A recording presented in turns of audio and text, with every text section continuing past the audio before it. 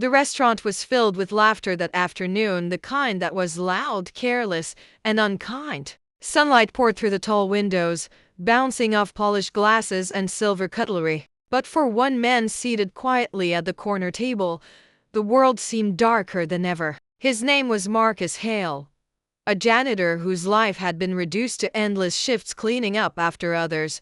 His hands bore the marks of labor, his clothes were plain, and his eyes carried the exhaustion of years lived without recognition. What he did not know was that a cruel prank had been set in motion, one that would soon test his dignity and pierce through the walls of his quiet suffering. They had arranged a blind date for him, not out of kindness, but as a joke, a spectacle meant to humiliate him. Yet, fate had other plans. Plans that no one in that room could have foreseen, if you believe that kindness, respect, and second chances are what the world needs most. Take a moment right now to like this video, share it with others, subscribe to Kindness Corner, and leave a comment to show that humanity still has a heart. Your support helps stories like this reach more people who need hope.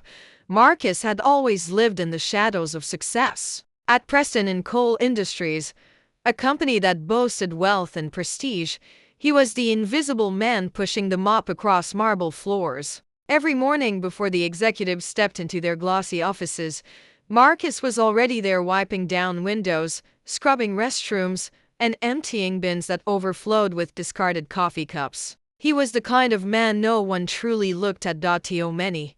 He was nothing more than a uniform, a background figure in their world of ambition. Behind the quiet exterior, though, was a man who had once dreamed of being an engineer, who had once studied late into the night with blueprints scattered across his desk. But life had dealt him harsh blows. His father's sudden death, bills he couldn't afford, and the crushing need to take any job that kept food on the table. It was on a Friday that the cruel plan unfolded. A group of junior managers, fueled by arrogance and wine during their lunch break, decided to play a prank. They convinced Marcus that a woman wanted to meet him for a blind date, someone who had been noticing his kind eyes and hard work. Marcus was hesitant. His reflection often reminded him that life had drained away his youth and left behind calluses and tired lines. But the hope of companionship tugged at him. After years of loneliness, the idea of someone seeing him, really seeing him, was irresistible. He agreed, unaware that he was walking into a trap. The restaurant where they sent him was elegant, the kind of place Marcus had never stepped into on his own. He wore his best shirt, ironed carefully the night before, and his old watch, a gift from his father, gleamed faintly under the sunlight. He waited nervously, shifting in his seat, while at the other end of the room, the group of men watched, snickering and recording, waiting for the humiliation to unfold. Then she walked in. Evelyn Carrington, the CEO of the very company Marcus cleaned every day. She was elegant, dressed in a simple navy dress that radiated confidence without arrogance. Her hair was neatly pulled back, her posture graceful, her presence commanding. Marcus froze when she approached his table, certain that some mistake had been made. What he didn't know was that she had been told about the cruel prank moments earlier. Evelyn had overheard the laughter of the junior managers and learned of their scheme. She could have ignored it, walked away, and let the humiliation play out, but something in her heart stirred. She had grown up watching her single mother work endless hours as a housekeeper, belittled and overlooked by those she served. She remembered the quiet strength it took to survive poverty and hardship. And now, staring at Marcus, she saw not a janitor, but a reflection of that same quiet resilience. The room grew silent as Evelyn sat down across from Marcus. The men in the corner froze, their smug grins faltering as the CEO took her seat at what was meant to be the punchline of their cruel joke. Marcus, unsure, stammered, asking if she was truly here for him. Evelyn smiled softly, her eyes kind but steady, and told him that she was. In that moment, the atmosphere shifted. The laughter died, replaced by an uneasy tension that hung heavy in the air. As the minutes passed, Evelyn began speaking not about business, not about wealth, but about respect, dignity, and unseen worth. She spoke of how society measured people by titles and possessions, forgetting that the world stood because of those who worked quietly in the background.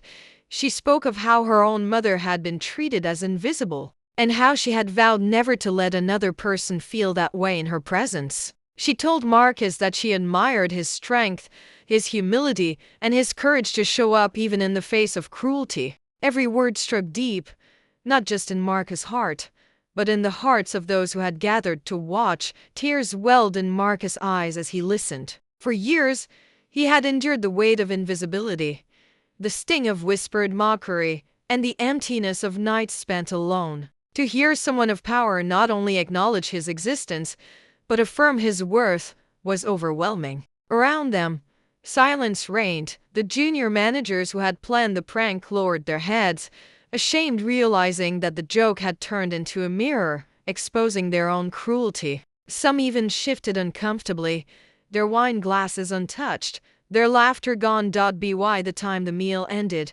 no one in the restaurant was unmoved. Marcus didn't just leave with a memory of kindness. He left with dignity restored, with the knowledge that he was more than the uniform he wore. Evelyn had not only defended him, she had reminded everyone present that humanity is not defined by status, but by heart. When Marcus walked back into work the following Monday, the air felt different. The story had spread through whispers in the office, how the CEO had stood up for the janitor, how she had shown that titles mean nothing if compassion is absent. People greeted Marcus differently that day, some with apologies, some with newfound respect. For the first time in years, he felt seen. If this story touched your heart, I ask you from the bottom of mine to please like this video, share it with someone who needs hope today, and subscribe to Kindness Corner so that together we can spread more stories of courage, dignity, and compassion in a world that often forgets them. And before this story comes to an end, I want to make a special request.